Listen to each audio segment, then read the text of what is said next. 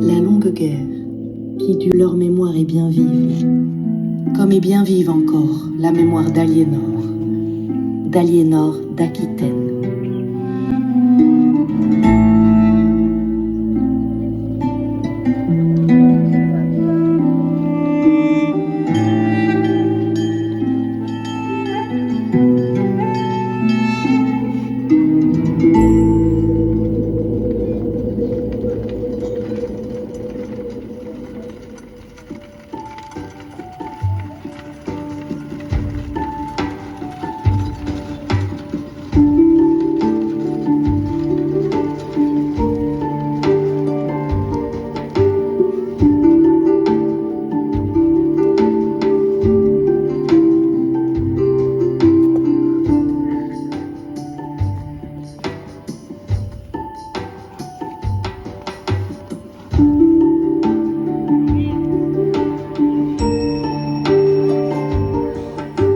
Dieu vous bénisse, Père Abbé. Nous vous attendions. Dieu vous bénisse, frère Guillaume. Comme je vous l'avais promis, me voici de retour dans ce cher prieuré de Saint-Florent. Je reprends mes fonctions de Père Abbé et vous rends grâce d'avoir dirigé notre communauté pendant mon absence. Ah, quelle joie de retrouver ce monastère. C'est ici mon pays, c'est ici ma Guyenne. Et ici, Père Abbé, sachez que rien n'a changé. Regardez nos moines copistes. Ils sont tous là, toujours courbés sur leur parchemin et attentifs à leurs écritures précieuses. Oui, je les reconnais. Frère Adrien, frère Jean, frère Gaspard. J'ai l'impression de ne pas les avoir quittés. Ah, voici nos moines prieurs. Dieu vous bénisse, mes frères. J'avais hâte d'entendre à nouveau vos chants et vos prières. Ils rythment si bien nos jours et nos saisons. Sachez que vous êtes la conscience de notre foi. Mais je ne vois pas nos moines convers. Où sont-ils? Suivez-moi, Père Abbé.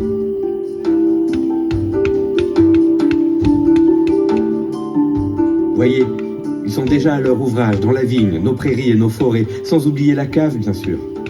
Soyez rassurés. En votre absence, ils ont continué sans relâche d'entretenir notre vaste domaine. Eh bien, soyez tous remerciés pour votre labeur. De plus, je sais qu'avec frère Ambroise et notre économe, vous n'avez pas ménagé votre peine ces temps derniers. J'ai appris qu'aujourd'hui est un grand jour pour notre communauté. La grande foire de Castillon se tient ici, au prieuré, pour la première fois. Et sans doute pas la dernière. La place de Castillon est maintenant trop petite pour accueillir un si grand marché. Eh bien, je m'en réjouis pour Saint-Florent. Ah, mais il me semble reconnaître le premier jurat de Castillon.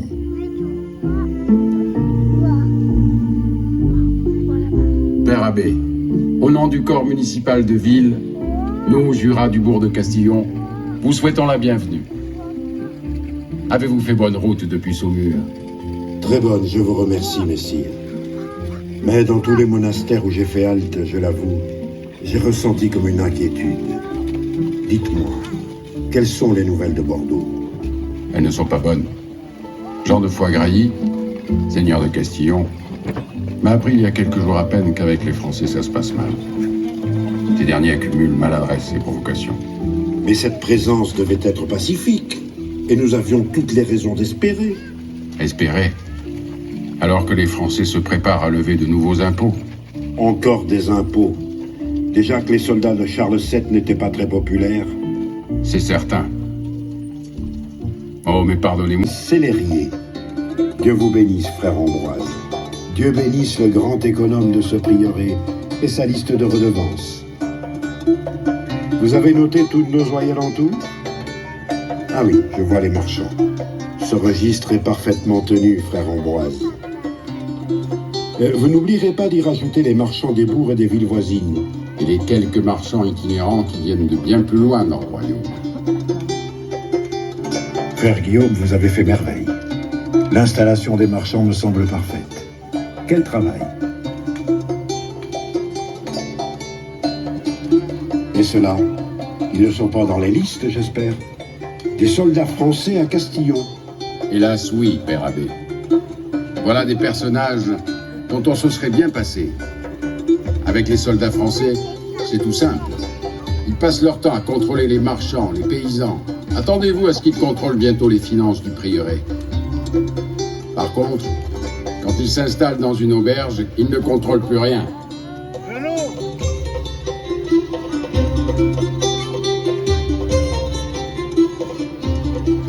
Mais quel est cet attroupement?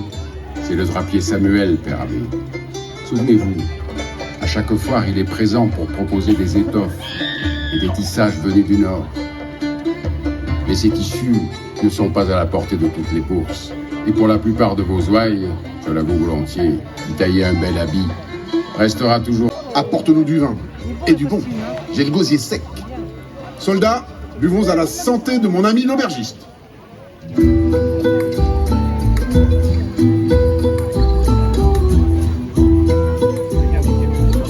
Là, c'est un nouveau venu à notre grand marché, le grenetier Gossem. Depuis Bergerac à travers bois, il a fait route avec sa charrette.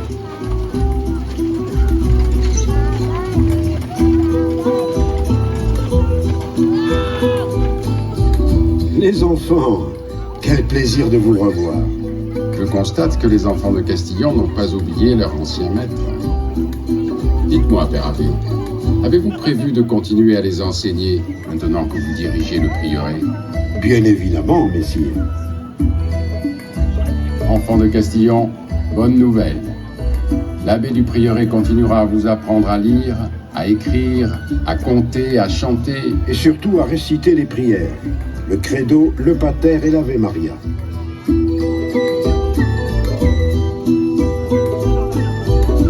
Vous savez, messire, transmettre la connaissance et la foi suppose beaucoup de patience, mais peut aussi procurer de vous accueillir en ce jour de grande foire. Je vous salue, Père Abbé, et je salue les moines de ce monastère. J'ai aussi grand plaisir à revoir le premier jurat du bourg de Castillon. Quel beau marché! Mais n'est-ce pas maître Guillemin là-haut, devant le cloître? C'est bien lui, messire. Pour ne rien vous cacher, Père Abbé, avec la présence des Français à Bordeaux, la période est incertaine. Et je viens ici acquérir un nouveau destrier. Maître Guillemin m'a déjà vendu plusieurs chevaux. Ils viennent d'Andalousie.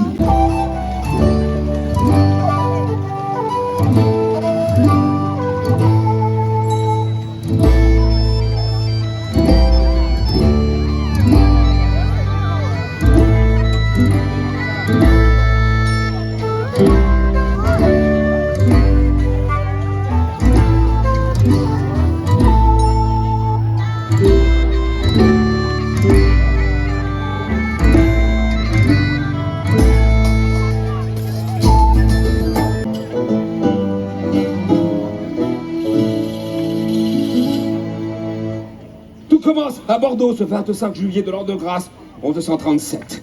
Aliénor, la jeune duchesse d'Aquitaine qui vient d'avoir 15 ans, se prépare pour épouser l'héritier de la couronne de France. Bordeaux est en fête. Ah, mais seulement quelques jours après le mariage, on apprend la mort du roi Louis VI, le père du marié. Le jeune...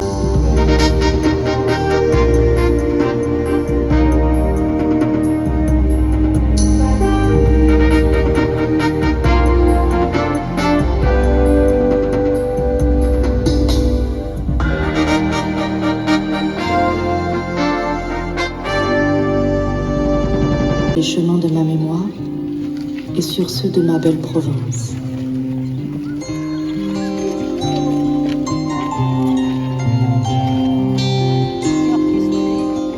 De mon adolescence, poétique et joyeuse, rebelle et sensuelle, j'ai toujours gardé les petites mélodies que me contaient les troubadours au palais de l'Ombrière, là où j'avais grandi, avec le souvenir de Guillaume IX, ce grand-père. Elle s'éteignait. 84 ans? Elle est morte? Oh oui, et il y a très longtemps. Cela fait presque 250 ans. Et depuis, notre Guyenne a vécu des heures plus ou moins heureuses, avec des rois, des pour éviter les blessures. traverser les rivières, franchir les montagnes, passer du froid intense des sommets à la chaleur accablante du Camino Frances, la route finale vers Saint-Jacques. Rendre accessible l'inaccessible, endurer maintes souffrances avec comme seul but d'apercevoir un jour à l'horizon la cathédrale de Saint-Jacques.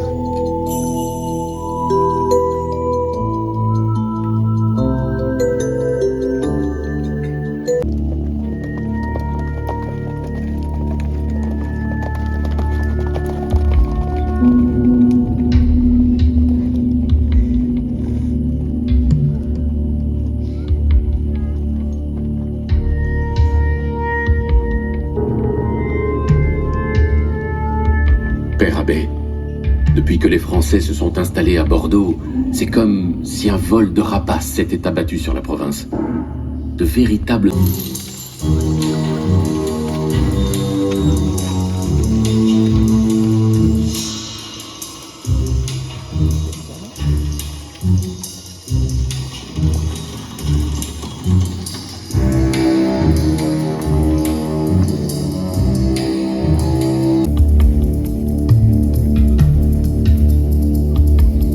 Jean, comte de Dunois, un autre compagnon de Jeanne d'Arc, et l'un des grands vainqueurs de Formigny.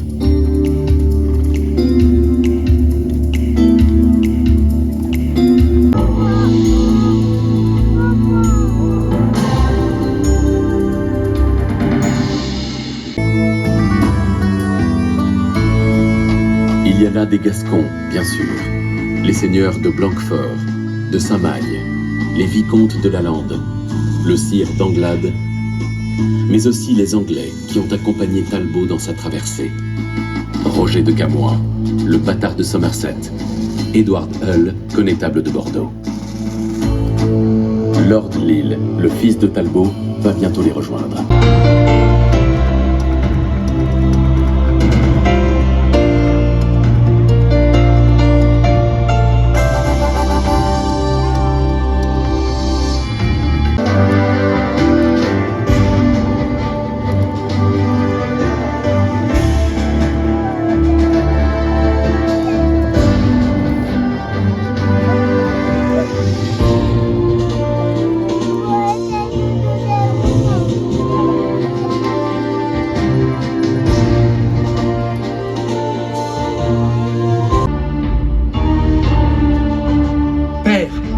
Aller voir si ce camp est désert.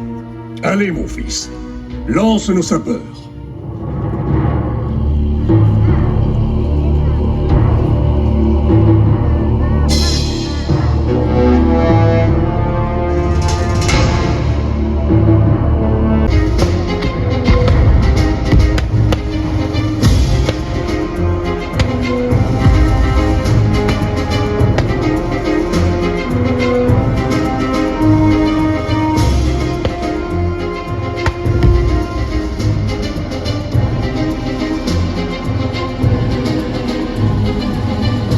Père, nous ne vaincrons pas face au canon.